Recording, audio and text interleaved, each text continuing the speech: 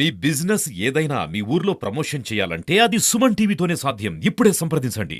Hi hello నమస్తే welcome to Suman TV. నేను మీ Amarnath. Present మనం విశాఖపట్నం భీమిలి నియోజకవర్గం ACA VDC international cricket stadium దగ్గర అయితే ఉన్నాము. అందరూ ఎప్పుడెప్పుడు ఆయన ఎదురు చూస్తున్నటువంటి క్రికెట్ లవర్స్కి అయితే కనుక ఒక చక్కటి వార్త అయితే చెప్పొచ్చు. ఏదైతే ఆంధ్ర ప్రీమియం లీగ్ గల్లీ క్రికెటర్ని ఢిల్లీ వరకు, ఢిల్లీ నుంచి ఇంటర్నేషనల్ లెవెల్ వరకు తీసుకెళ్లేటటువంటి ఒక వేదికనే చెప్పొచ్చు. ఈ యొక్క ఆంధ్ర ప్రీమియం లీగ్కి సంబంధించి షెడ్యూల్ని అయితే రిలీజ్ చేయనున్నారు. నిజంగా చెప్పాలంటే ఎంతోమంది అహర్నిశలు నితీష్ కుమార్ రెడ్డి లాంటి వాళ్ళు ఎంతోమంది అయితే కనుక అహర్నిశలు కష్టపడి డెడికేటెడ్గా ఆడి మంచి మంచి స్థానాలకు వెళ్ళారు. అందులోని మన యొక్క ఆంధ్ర క్రికెట్ అసోసియేషన్కి చాలా మంచి పేరుంది.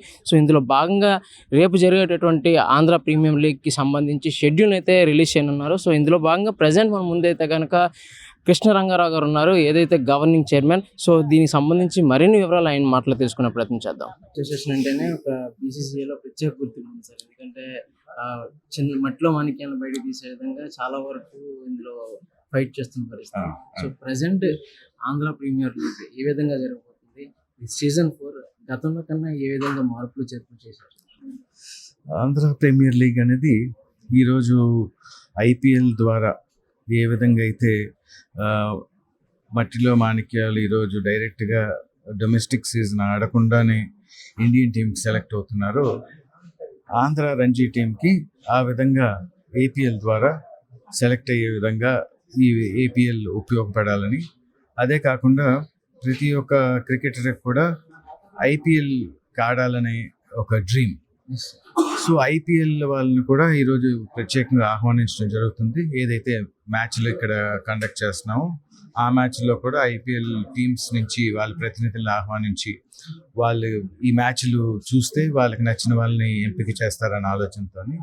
సో ఏదైతే ఈ సంవత్సరం ఐపీఎల్లో 7-8 మంది ఆంధ్రప్రదేశ్ నుంచి పాల్గొన్నారో దాన్ని 15-20 మందికి నెక్స్ట్ ఇయర్కి ఐపీఎల్లో ఆడేవాళ్ళు ఆంధ్ర నుంచి ఉండాలనే ఆలోచనతో ఏపీఎల్ పనిచేస్తున్నారు. ఇంకొక మెయిన్ విషయం ఏంటంటే సార్, ఎంతో మంది గ్రౌండ్ లెవెల్లో చాలా కష్టపడి ఆడేవాళ్ళు ఉన్నారు. డెడికేటెడ్గా 7 సంవత్సరాల వయసు నుంచి కూడా ప్రాక్టీస్ చేస్తూ ఎంతో మంది కోచెస్ దగ్గర ట్రైనింగ్ తీసుకుని ఉన్నారు. వాళ్ళ పరిస్థితి ఏంటి సార్? వాళ్ళని కూడా సెలెక్ట్ చేయడం జరిగింది డిస్ట్రిక్ట్స్ ఆడేవాళ్ళని. ఖచ్చితంగా అండి. ఇప్పుడు ఈ 520 మంది ఈసారి గతంలో ఎప్పుడూ లేని విధంగా ఏపీఎల్కి సెలక్షన్కి 520 మందిని పెట్టడం జరిగింది. దీంట్లోని డిస్ట్రిక్ట్స్ వాళ్ళని కూడా పెట్టడం జరుగుతుంది. మరి ఖచ్చితంగా డిస్ట్రిక్ట్స్ నుంచి ఎప్పుడైతే పెట్టామో అందరికీ అవకాశం కల్పించడానికి ఎక్కువగా ఛాన్సెస్ ఉన్నాయండి. అదే కాకుండా యంగ్స్టర్స్ కూడా ప్రత్యేకంగా అండర్ 16 వాళ్ళకి మొదటిసారి అవకాశం ఇస్తున్నాం. స్టేట్ లెవెల్ ఆడిన వాళ్ళు అండర్ 16 వాళ్ళని కూడా ఈసారి ఆప్షన్లో పాల్గొనేటట్లుగా. అదేవిధంగా మ్యాండేటరీ ఖచ్చితంగా అండర్ 19 వాళ్ళు ఇద్దరన్నా టీంకి ఉండి తీరాలని రూల్ పెడుతున్నాం.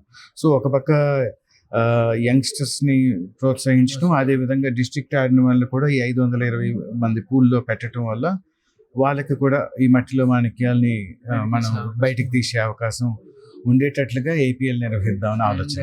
క్రికెట్ అంటేనే ఎక్కువగా ఫ్రాంచైజర్స్ కి చాలా వరకు ఉత్సాహం ఉంటుంది. సో సార్ గతంలో కన్నా ఇప్పుడు ఎంతమంది ఫ్రాంచైజర్స్ వచ్చారు? అసలు ఏ విధంగా మీరు యాక్చువల్గానండి అసలు అనూహ్యంగా ఇంట్రెస్ట్ చూపించిన వాళ్ళు సుమారు 19 మంది ఇంట్రెస్ట్ చూపించారండి.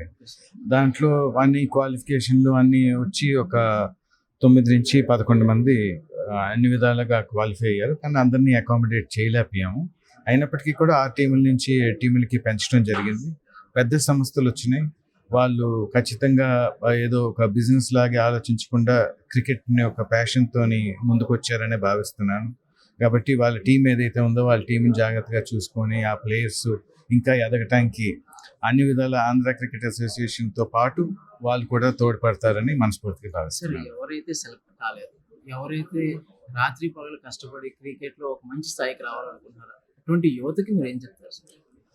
ఖచ్చితంగా ఇప్పుడు పెద్ద ఎత్తున ఆంధ్ర క్రికెట్ అసోసియేషన్ అకాడమీస్ మీద 3 అకాడమీలు ఉన్నాయి రాష్ట్రంలోని.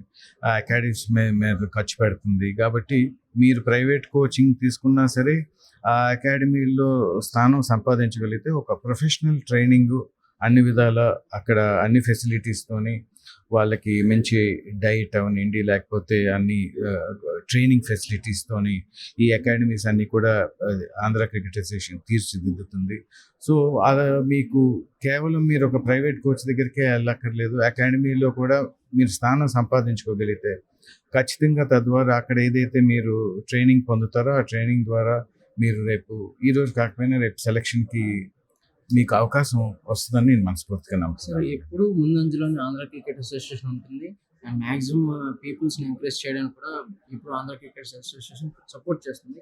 సో గతంలో కంటే ఇప్పుడు ఎటువంటి ఇంప్రూవ్మెంట్స్ చేస్తుంది? ఇది ముఖ్యంగా ఇప్పుడు ప్రస్తుతం ఏదైతే Andhra cricket association apex body ఉందో ఇది ట్రాన్స్పరెంట్గా గేమ్ డెవలప్మెంటే ధ్యేయంగా పనిచేసే ఏపెక్స్ కమిటీ అండి.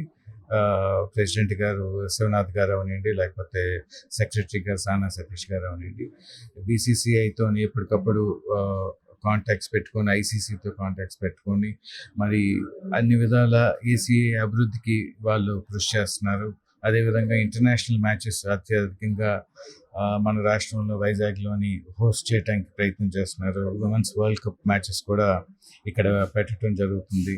అదేవిధంగా ఐపీఎల్ మ్యాచెస్ కూడా ముందు లేకపోయినా సరే తర్వాత ఐపీఎల్ మ్యాచెస్ కూడా కొన్ని ప్రత్యేకమైన వాళ్ళు చొరవ తీసుకొని ఇక్కడికి తీసుకురావడం జరిగింది.